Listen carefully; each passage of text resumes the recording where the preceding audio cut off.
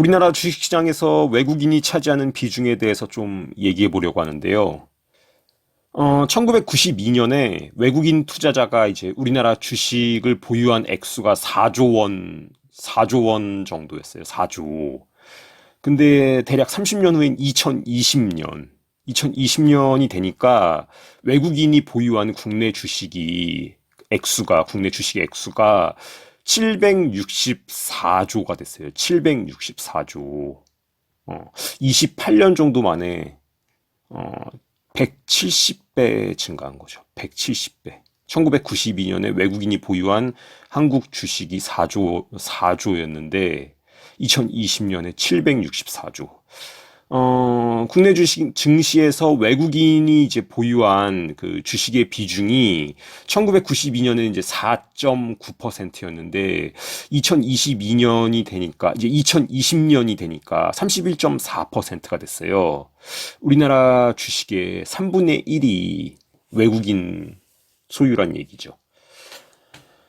이 표가 좀 제가 여러 차례 얘기했던 그 로스차일드의 영향력 아래에 있는 세계 최대 자산 운용사 블랙락이 한국 기업의 주식을 보유한 것을 이제 나타내는 표예요. 이 표가 기준 연도는 이제 2021년이고 간혹 이제 2020년도 있어요.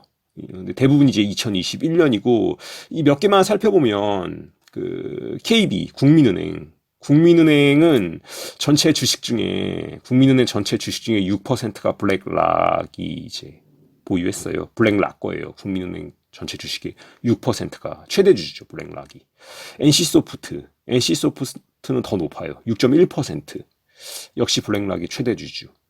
그러니까 신한은행은 5.7%. 블랙락이. 포스코는 5.3%. 카카오는 5.2%, 삼성전자는 5.3%, 금액으로는 대략 한 22조 정도. 삼성전자 이재용 회장이 보유한 지분이 1.63%예요. 국민연금이 7% 정도 되고, 블랙락이 5.3%, 이재용 회장이 1.6%. 그러니까 블랙락이 얼마만큼 삼성전자에 얼마만큼 발언권을 갖고 있는지 보이죠. 그리고 이제 KTNG 5.6%, 현대산업개발 4.7%, 금호석유화학 4%, LG전자 4.1%, 두산인프라코어 4%, 호텔신라, 그러니까 신라호텔 4.4%, 현대해상 5%.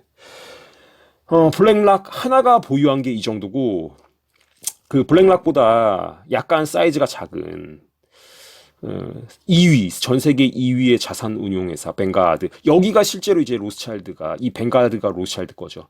그리고 이제 이 뱅가드가 블랙락의 대주주예요. 그러니까 그런 지분 구조로 이제 갖고 있는데, 이 뱅가드는 그 비상장 기업이에요.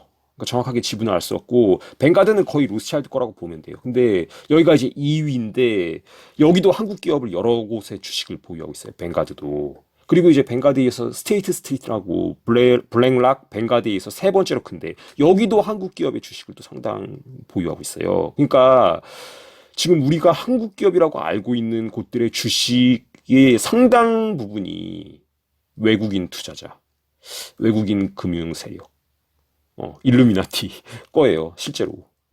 지금 전체 우리나라 주식의 3분의 1이 외국인 투자자가 갖고 있으니까. 근데 이제 우리나라가 이렇게 된 게 결정적인 어떤 계기가 이제 아시겠지만 IMF예요, IMF. IMF 이전까지는 그 우리나라 그 주식 시장에서 외국인이 보유한 비율이 아까 설명드렸지만 그 4% 정도밖에 안 됐어요. 4%. 근데 IMF 시기를 거치면서 이제 급속하게 증가해서 2020년이 되면 31.4%, 3분의 1이 외국인 거다. 우리나라 그 기업들의 주식이 3분의 1이 외국인 거고, IMF 때 이제 그 구제금융을 제공해 주는 걸 대가로 이제 우리나라 경제 관련 법을 일종의 우리나라를 경제 식민지화 했죠. 그러니까 이제 우리나라 주식에 외국인 투자, 우리나라 주식을, 국내 주식을 외국인 투자자한테 완전히 개방하고, 우리나라 국가가 보유하고 있던 은행의 주식 지분, 그러니까 이제 국민은행 같은데, 그 주식 지분을 대량으로 이제 외국인들이 헐값으로 사갈 수 있게 해줬어요. 그래서 그때 이제 우리나라 뭐 국민은행이라든지 신한은행 이런 데 갖고 있던 그 정부가 갖고 있던 지분을 외국인한테 이제 헐값에 넘겼는데, 그때 대략 이제 9조 원 정도 그거를 9조 원 정도 지불하고 그 은행 지분을 사갔는데, 그게 지금 현재 시가로 200조가 넘어요. 9조 원 정도 주고 사갔는데, 아까 국민은행의 전체 주식의 6%가 블랙락 그 하나가 6% 갖고 있잖아요. 뭐 스테이트 스트리트나 뱅가드나 뭐 소버린이라든지 다른 투자회사 갖고 있는 지분도 상당히 될 텐데, 국민은행은 80%가 외국인 지분이에요. 그러니까 말이 우리나라 은행이지 80%가 외국인이 주식을 갖고 있어요, 국민은행에. 이렇게 할 수 있도록 IMF 때 법을 다 만든 거예요. 그리고 이제 정부가 보유하고 있는 이제 공기업, 뭐 포스코 같은데 그런데 지분도 외국인한테 팔았고. 그래서 지금 현재 그 외국인 그 투자자들, 우리나라 기업의 주식을 갖고 있는 외국인 투자자들이 이 배당 면목으로 매년 수십조를 그냥 가져가요. 매년 수십조를 배당을 받아서 가져가요. 이게 이제 일종의 금융을 통한 그 식민지배 방식이죠. 그러니까 이제 19세기에 그 제국주의 시대, 19세기에 뭐 대영 제국, 뭐 프랑스 제국 뭐 했었잖아요. 근데 이런 어떤 통치는 식민지 지배는 이런 방식은 굉장히 비용이 많이 들어요. 일단은 거의 군대가 주둔을 해야 되고, 뭐 반란이 일어나죠. 세포위 항쟁, 반란이 일어나면 그것도 진압해야 되고. 그러니까 굉장히 비용이 많이 드는데, 그래서 이제 그냥 독립을 시키고 그걸 이제 금융식민지 방식으로 이제 바꾼 거죠. 금융식민지 방식으로. 이 금융식민지 방식은 저비용 고효율 구조예요. 그러니까 비용은 군대를 주둔시키고 이런 게 안 들기 때문에 법만 바꾸면 돼요. 법만. 그러니까 굉장히 비용이 적게 드는데 이익은 큰. 근데 이제 이게 가능하려면 그 내부 협력자가 있어야 돼요. 내부 협력자. 응. 우리나라 당연히 내부 협력자 있었죠.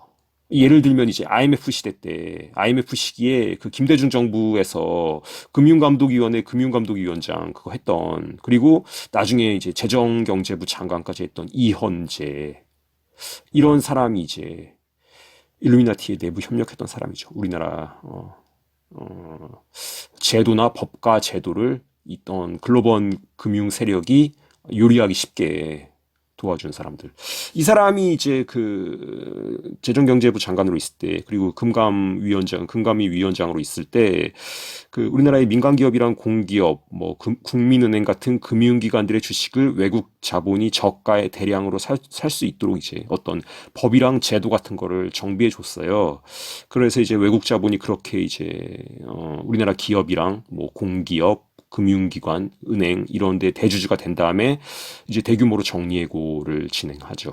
그래서 이제 뭐 여러분 좀 나이 있으신 분들 기억할 텐데 98년 막 이럴 때 뭐 눈물의 해고, 눈물의 뭐 정리해고 이래가지고 TV에도 많이 나왔죠. 뭐 은행 이런 데서 여직원들 막 울면서 이제 퇴직하고 정리해고 당하고, 그걸 이제 글로벌 금융 자본이 요구를 했죠. 그래서 그때 대규모로 이제 뭐 은행권뿐만 아니라 그냥 일반 기업 뭐 이런 데서도 엄청나게 정리해고가 많았고, 그랬는데 그걸 가능하게 해준 사람이 이제 이 사람이죠.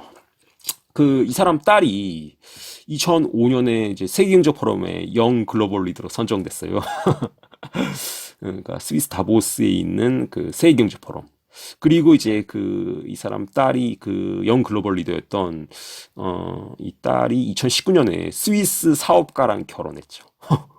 아마 금융 쪽에서 일하는 사람 같은데 어, 뭐 이런 일이 있었죠.